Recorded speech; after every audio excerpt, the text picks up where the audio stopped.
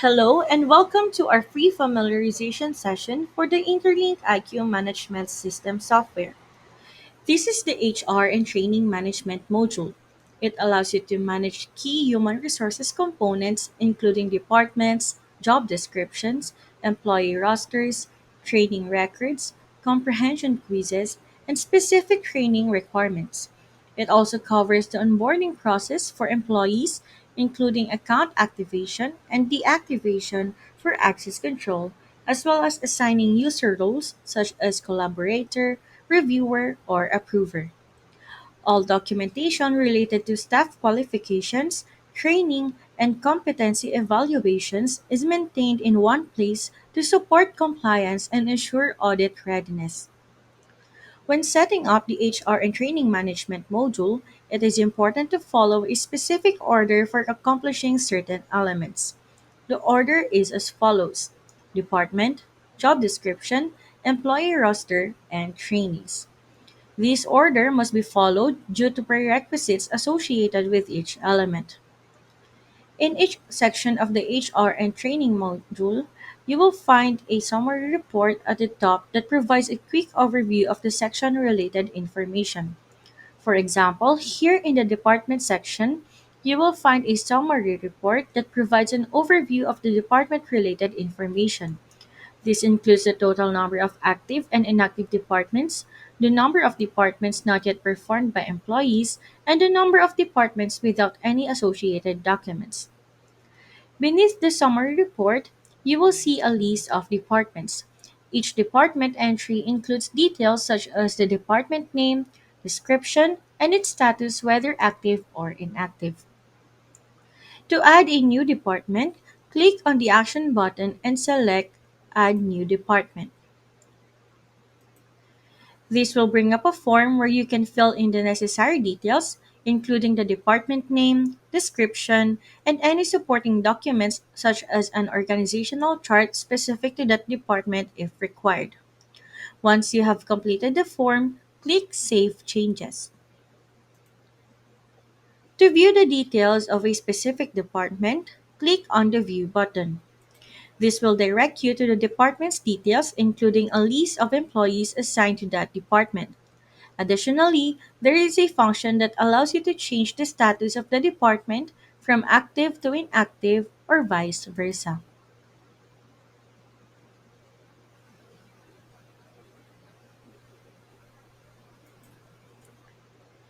Next, also within the HR and Training Management module is the Job Description section. Within the Job Description section, you will find a summary report providing an overview of various metrics. This includes the active job descriptions, inactive job descriptions, the job descriptions without assigned employees, and job descriptions with number of training. Beneath the summary report, you will see a comprehensive list of job descriptions. This list displays essential details such as the job title, description, and the number of trainings required and the status of each job description. To add a new job description, simply click on the Action button and select Add New Job Description. A pop-up form will appear where you need to enter the necessary information, including the title, description, and the department it belongs to. If there are any supporting documents, you have the option to upload them. Once you have filled in all the required details, click Submit. To view the details of a specific job description, click on the View button. This action will direct you to a page displaying the specific job description and its associated information. Furthermore, there is a functionality that enables you to change the status of a job description from active to inactive or vice versa. Additionally, this interface provides a list of required trainings and qualified employees for the respective job description.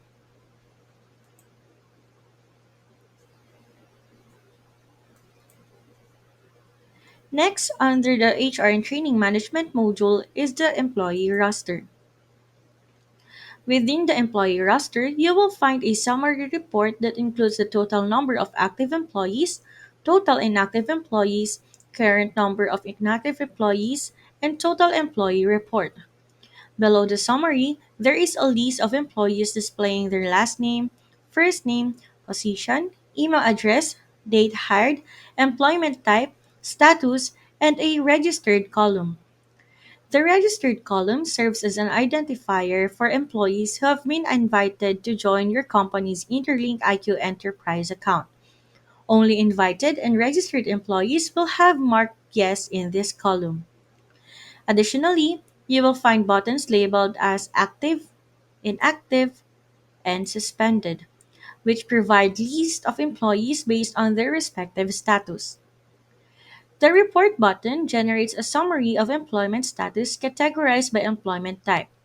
And then we have the organizational chart, which is automatically generated from the list of employees. To add a new employee, simply click on the Add New Employee button. A pop up form will appear where you can enter the necessary details, such as email address, first name, last name, employee type, where you can select in the drop down list if full time, part time, freelance, etc., badge or ID number, date hired, department and job description, which are already pre filled based on the details provided in the department and job description sections we have discussed earlier, and reporting to or the immediate supervisor or manager the employee is reporting to. Once you have completed the required information, click Save Changes. To view the details of a specific employee, click on the View button. This action will open a pop up box containing employee details, training progress, and employee files. Let's first discuss the employee details section, which includes the employee's email address, first name, last name, employment type, ID number, date hired, department, job description, and reporting hierarchy, which we have discussed earlier. You can also use functions to change the employee status, either suspended, active, or inactive, and enable or disable active admin access.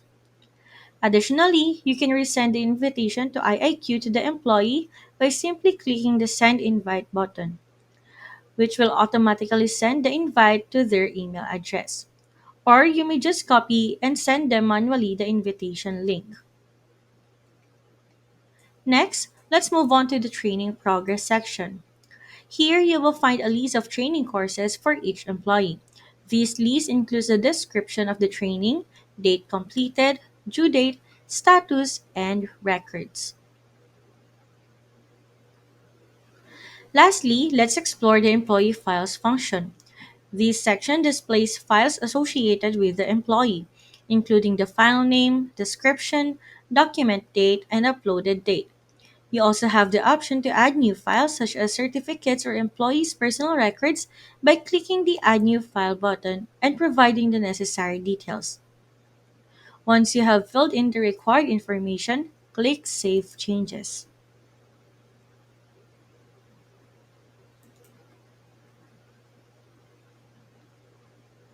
Next is the training section, which is also under the HR and Training Management module. In the training section, you will find a summary report that provides an overview of the total number of active trainings, total number of inactive trainings, the number of trainings not yet completed by employees, and the number of trainings with no documents. Below the summary report, you will find the category type section. This section presents a summary of the types of training that have been created and the corresponding number of trainings in each category. When you click on a specific category type, the training details will automatically be displayed in the list of trainings. To add a new training, click on the Add New Training button, and a new training form will appear. In the Type of Training field, choose an option from the drop down list. If the desired training type is not listed, select Other, and then enter this training type in the box provided below the drop down. Proceed to enter the training title and the description. In the job description field, select the appropriate option from the drop-down list to specify the intended audience for the training. And under the frequency, you may select the frequency of the training by monthly, quarterly, biannual, or annually. You can also upload training materials in the form, such as documents or video clips. The Add More button allows you to include additional training materials or provide translated versions of the existing materials. Ensure that you specify the language used in your uploaded training materials. To assess learning competency, you have the option to add a quiz by clicking the drop down list. Choose the quiz, and if it's not listed here, you may click the Add More button. This action will direct you to the Comprehension Quiz interface. Here, you can add a quiz by clicking the Action button, select the Add New Quiz button, and it will open a new quiz form. Enter a specific title for the quiz that aligns with the title of your training material. Select the language that corresponds to the training material. To add questions, click the Create button and you will be guided to the question creation form. The quiz format is multiple choice, and to include more choices, click the Add Option button. There is no limit to the number of options you can add. Finally, set the correct answer and click Save Changes. After completing the question creation, you will be redirected back to the new quiz form, where you can change the status to active or inactive based on your preference to enable or disable access to the quiz. The quiz will be reflected under the item section indicating whether it is active or inactive, and once finished, click Submit. Please note that if you have translated versions of your training materials, you may need to create corresponding translated versions of the quiz. You can add a new quiz for the translated version by selecting the Action button and choosing Add New Quiz, and repeat the aforementioned steps for the translated version of the training materials. Lastly, the training requirements. We will find here a report that provides an overview of the completed trainings, if the training has been added but no training record yet, if expired training records, and not applicable training records per employee. As an example, we have here Cindy Compliance. She has completed her training for the air and other gases lesson. She has not started the blackout dates policy lesson, and her training record for the calibration lesson is expired. And for the complaint management lesson, her training is incomplete. That concludes the HR and Training Management module navigation. Again, this module can be fully customized for your intended process and use.